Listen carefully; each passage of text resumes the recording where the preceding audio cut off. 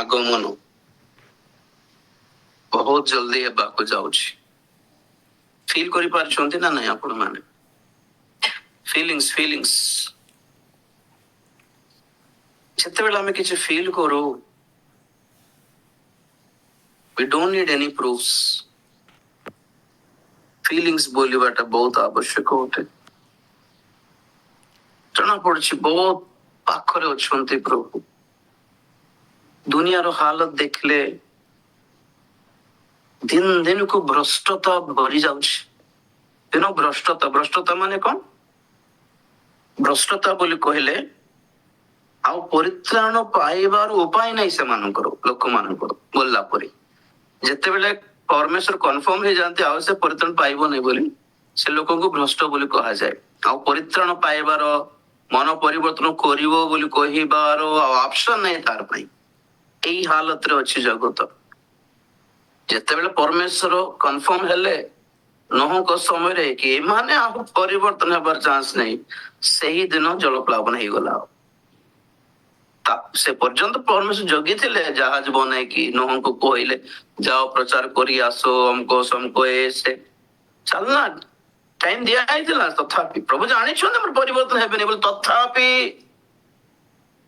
ହଁ ପ୍ରଭୁ ତମେ ଏତେ ରାଗିଲେ ହେବ, କେତିକି ସୁଯୋଗ ଦେଲେ ଦେଇକି ଜଗିଲେ ସିନା ହେବ ବୋଲି କାଳେ କହିବେ ଲୋକମାନେ। କାହିଁକି ସେମାନଙ୍କୁ ମୁଁ ଦୁଃଖ ଦେବି ବୋଲି ପରମେଶ୍ୱର ଜାଣିକି ବି କାହିଁକି ସୁଯୋଗ ଦେଲେ, ମାନେ ଏଇଟା ହେଲା ରିଜନ। ଏତେ ଜଣଙ୍କ ଭିତରେ କିଏ ପରିବର୍ତ୍ତନ ହେବେ କିଏ ପରିବର୍ତ୍ତନ ନ ହେବେ ପରମେଶ୍ୱର ଜାଣିନାହାନ୍ତି କି? ଜାଣିଛନ୍ତି। ତଥାପି ଏତେ ଲଙ୍ଗ ଟାଇମ ଟେକିଂ କାହିଁକି? ଯାହା ଜାଣିଛନ୍ତି। ବିଚାର ସମ୍ମୁଖରେ କେବେ ପରମେଶ୍ୱରକୁ ଦୋଷ ନ ଦିଅନ୍ତୁ ବୋଲିଲା ପରି। ଆଉ ତମେ ଭାବିଲେ ହେବ କି ପରିବର୍ତ୍ତନ ହେବେ ଥାନ୍ତେ, କିଏ ଜାଣି ତୁମେ ଜଗିଲ ନାହିଁ ବୋଲି କାଳେ କହିଦେବେ। ତେଣୁକରି ଆମକୁ ଏକ୍ସପ୍ଲେନେସନ ଦେବାର ଆବଶ୍ୟକ ପରମେଶ୍ୱରଙ୍କୁ ନାହିଁ ଯେ ତାଙ୍କର ଭଲ ମନ ପାଇଁକା ସେ ଯେହେତୁ ଆମ ବିଷୟରେ ବି ଚିନ୍ତା କରୁଛନ୍ତି। ଆମେ ମନରେ ପରମେଶ୍ୱରକୁ ଏକ କଠିନ ଲୋକ, କଠିନ ବ୍ୟକ୍ତି ବୋଲି ନ ମଣୁ ବୋଲି, ଏତିକି କମ ସେ କମ। तो कितने लोग परिवर्तन होंगे, कितने लोग नहीं होंगे, कौन विनाश के लिए रेडी है, ये सब परमेश्वर जानते हैं। आपण माने आगो भली आगो से फॉरनर वक्ता मानो को भली हुआ नहीं। गॉड लव्स एवरीवन, ऐसा नहीं होता। मनोनी तो ये पॉइंट मन रखंतु, not for all but only for chosen. तो चोजन के मनोनी तो किया मैं जानियो सेतकी ही। मैं जेते जण एठी बसुछु, जेते जण मैं प्रभु को पाइछु, जेते जण ख्रिस्टियन ହେଇଛନ୍ତି, जेते जण गिर्जा କରୁଛନ୍ତି, ସେମାନେ ସମସ୍ତେ ବି ମନୋନୀତ କି ବୋଲି ନା ଆମେ ଜାଣିନୁ, we don't know। ରାଜୀ ଭାଇ ମନୋନୀତ କି we don't know, ଜାଣିନୁ। ଆଗମନ ବେଳେ, ଆଗମନ ଭିତରେ କି ରାଜୀ ଭାଇ ମରିବା ଭିତରେ ପଡି ଯାଇନି, ଖସି ଯାଇନି, ଘୁଞ୍ଚି ଯାଇ ନାହିଁ ବୋଲି କହିଲେ ହଁ ସେ ଜଣେ ମନୋନୀତ ହେଇଥିବ ବୋଲି ଭାବିବାର। ଆଜି ଭଲ ଅଛି ବୋଲି କାଲିକି ଥିବ ନାଇଁ କି ନାଇଁ ଜଣାନି। ଆଜି ଆପଣ ମାନେ ଭଲ ଅଛନ୍ତି, ଭଲରେ ଚାଲୁଛନ୍ତି, ଯାହା ହଉ ଆତ୍ମିକ ଲୋକ ହେଇଛନ୍ତି ବୋଲି ଆଜି ଜାଣି ହଉଛି ଯେ, ତଥାପି ବାଇବେଲ କଣ କହେ? ଏମିତି ନାହିଁ, ଆଜି ର ହିସାବ ନାହିଁ। ଯେ ଶେଷ ପର୍ଯ୍ୟନ୍ତ ବିଶ୍ୱସ୍ତ ଥିବ ସେ ପରିତ୍ରାଣ ପାଇବ। ତାର ଅର୍ଥ କଣ? ପରମେଶ୍ୱର ଶେଷ ପର୍ଯ୍ୟନ୍ତ ଜଗନ୍ତି, कहीं बीच में चला ना जाए। यहूदा इस्करियोत भी टीम रे थिला, यहूदा इस्करियोत भी प्रेरित थिला, यहूदा इस्करियोत भी शिष्य थिला, यहूदा इस्करियोत भी दी जण मिसी की जाय की भूत छड़ाइले, सेवा भी करले, सुसमाचार प्रचार करले बोली लिखा अछि।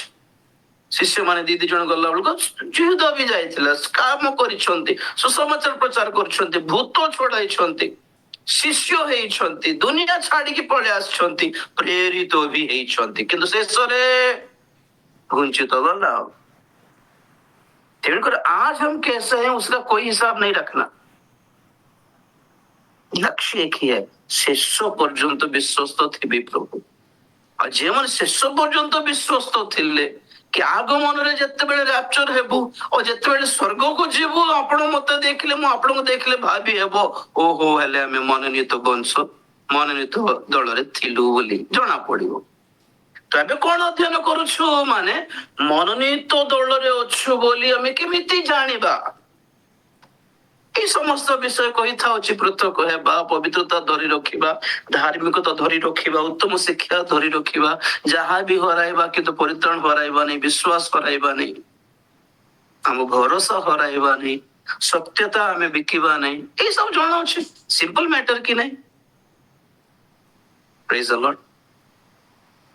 ତେଣୁକରି ଦୁନିଆ ଭ୍ରଷ୍ଟ ଅବସ୍ଥାରେ ଅଛି, ସମସ୍ତେ ପରିତ୍ରାଣ ପାଇବେ ଆଉ ଜଗିବ ଆଉ ଏତେ ଜଣଙ୍କୁ ସୁସମାଚାର ପ୍ରଚାର ହେଇନାହିଁ ବୋଲି ଅନ୍ୟମାନେ ଯେମିତି ହିସାବ ଗଣନା କରୁଛନ୍ତି ସେମିତି ସେଇ ଗଣନା ହିସାବରେ ଆପଣ ମାନେ ରୁହନ୍ତୁ ନାହିଁ। ପ୍ରଭୁ ଯୀଶୁ ଖ୍ରୀଷ୍ଟଙ୍କର ଜନ୍ମ ହେବା ବେଳେ ମଧ୍ୟ ଶାସ୍ତ୍ରୀ ମାନେ ନଥିବା ହିସାବ କରୁଥିଲେ, ଯାହା ଫେଲ ହେଇଗଲା। ଯୀଶୁ ଆସିଲେଣି ବି ଯୀଶୁ ସେମାନେ ଚିହ୍ନି ନଥିଲେ, ଯୀଶୁ କୃଷାର୍ପଣ ବି କରିଦେଇଥିଲେ। ସେମାନଙ୍କର ହିସାବ ସେମିତି ଆଜି ପର୍ଯ୍ୟନ୍ତ ଜଗିଛନ୍ତି ମସିହା ଆସିବେ ବୋଲି। ଦେଖ ସେମାନଙ୍କର ହିସାବ ଠିକ ସେଇ ପ୍ରକାର ଏଇ ଯୁଗରେ ମଧ୍ୟ ପ୍ରଭୁଙ୍କର ଆଗମନ ଏବେ ନାହିଁ, ବିଳମ୍ବ ଅଛି, ଏବେ ନାହିଁ, ଏବେ ନାହିଁ, ଏବେ ନାହିଁ ବୋଲି ହେବ ଲୋକମାନେ ହେଉଥିବେ ଏକ ପ୍ରଭୁ ଆସିବେ, ତାଙ୍କୁ ଲୋକମାନେ ପଳେଇବେ ବି, ଜାଣି ବି ପାରିବେ ନାହିଁ। ତ ଦଳ ଦିଟା, ଗୋଟେ ହେଲା ଯିବା ଦଳ, ଆଉ ଗୋଟେ ହେଲା ପରିତ୍ୟକ୍ତ ଦଳ।